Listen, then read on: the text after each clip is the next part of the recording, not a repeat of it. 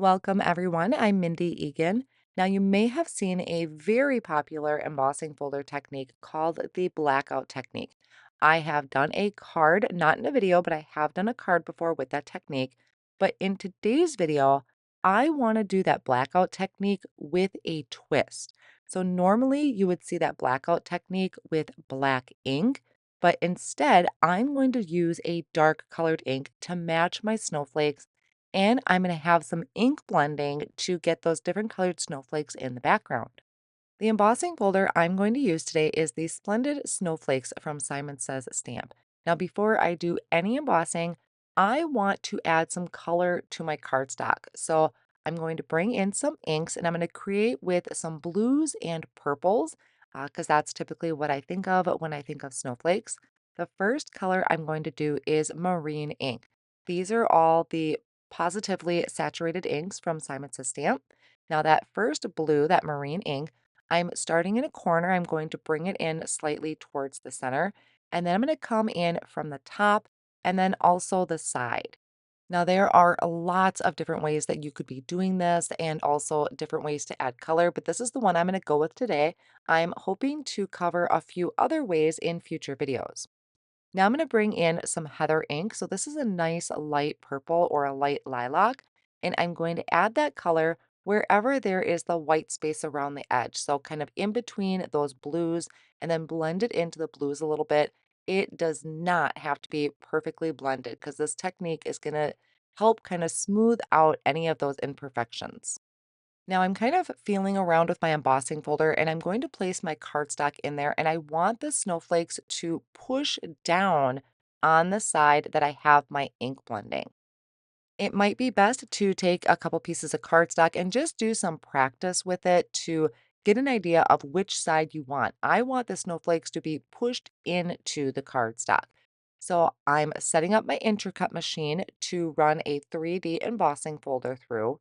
So I'll run that through the machine. I just have the main platform and then the folder in there. And with the Intri Cut, I adjusted the dial. So I will have that information over on my blog. So there you can see where the one side where my ink blending is, these snowflakes are pushed in. The other side where the white of the cardstock is where the snowflakes are pushed up. So I want the side, of course, where my ink blending is, the snowflakes are pushed into the cardstock. And I'm taking this dark blue ink. This one happens to be the Night ink in the Positively Saturated Ink collection, and I am dragging that across the background. It's going to be a little streaky at first, but I'm going to make sure I get complete coverage on here. Now, it looks super dark right now, but once the ink dries, it does dry back a little bit. This technique gives the most stunning result. And of course, with black ink, things tend to stand out just a little bit more, but have some fun and play around with other dark colors or even using colored cardstock. Now I'm adding some white splatter to my background using a paintbrush and the Hero Arts white acrylic spray. Once that's kind of dried a little bit, I'm bringing in the Faded Jeans Distress Spritz, and I kind of do a practice spritz off on the side in my Splat Box, and I'm going to come in and just kind of swoop my hand across and add a couple sprays of that. So it's going to give me a little bit of this tinted shimmer on my background, which looks just beautiful for these snowflakes. For a focal point, I'm going to be using the Heartfelt Snowflake from Simon Says Stamp. I'm going to die cut it from this glitter cardstock. I also die cut it 3 more times from white cardstock. This is Neenah 80 pound. And I am going to layer all three, actually 4 layers of the snowflake together. So I have 3 that are just out of white cardstock, 1 that is out of that glitter cardstock, and I'm using my Connect glue in a fine tip bottle. And I like to work on a media mat because that helps catch any of the excess glue that might seep out. And the media mat is really easy to clean up.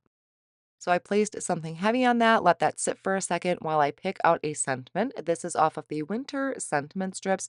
There's one in a white version with black lettering, and then there's the black with the white lettering. I thought at first I would use the black, so I kind of showed it there on screen. It's sitting on top of the snowflake, and then switched my mind and decided to go with a white. But I would love to hear what you think. Do you like the white sentiment better or the black? I obviously went with the white because I thought that would help make it pop a little bit more. And I also trimmed out a skinny strip of white cardstock, and I'm layering my sentiment on top of that to again help build that dimension. I'm going to create a card base. I scored it at 4 1/4. So this is going to be an A2 size side folding card base. I used my scoring board and then just reinforcing that fold with my bone folder. I trimmed my panel down to, I think it's a three, yes, 3 3/4, and then left it at 5 inches. So I'm going to have a white border on the side, and I'm adding this to a piece of a double-sided adhesive, and that is going to just add complete coverage and adhesive all over the back of that. And then I attached it to another piece of white cardstock cut to that same size. So I have adhesive covering the entire back there so that the embossing folder doesn't peel up in any areas. I've noticed that on some of my cards if I'm not careful. And then that additional white cardstock is just adding a little bit of lift when I go to add it to the card front. Then I'm going to add that liquid glue to the back of my snowflake, and I'm going to add that to the front of the card. Now, I did question this afterwards. Like, I love glitter cardstock. I love the snowflake. And I'm kind of second guessing myself right now if maybe it was just way too busy, or if maybe I should have done my snowflake in a different color cardstock. So I would love to know what you think. I still really enjoyed how this came out. I love the snowflakes and the technique, but I would love to hear your thoughts down in the comment section. Let me know if you think it's a little too much or it's perfectly fine the way it is. Now I added my sentiment in the center of the snowflake. Again, I'll let something heavy sit on that for just a second so it really adheres down to that glitter. So that is the twist on the blackout technique. I hope you give this a try because it is just stunning. And there's just so many ways that you could do this. This is just one of many, but I definitely hope to include some more in future videos. This card is also a part of a blog hop that's happening right now if you're watching this in real time. So be sure to head over to my blog. I will have that linked down below in the video description, along with all of the supplies that I used today. Thank you all so much for joining me, and I will see you in the next video.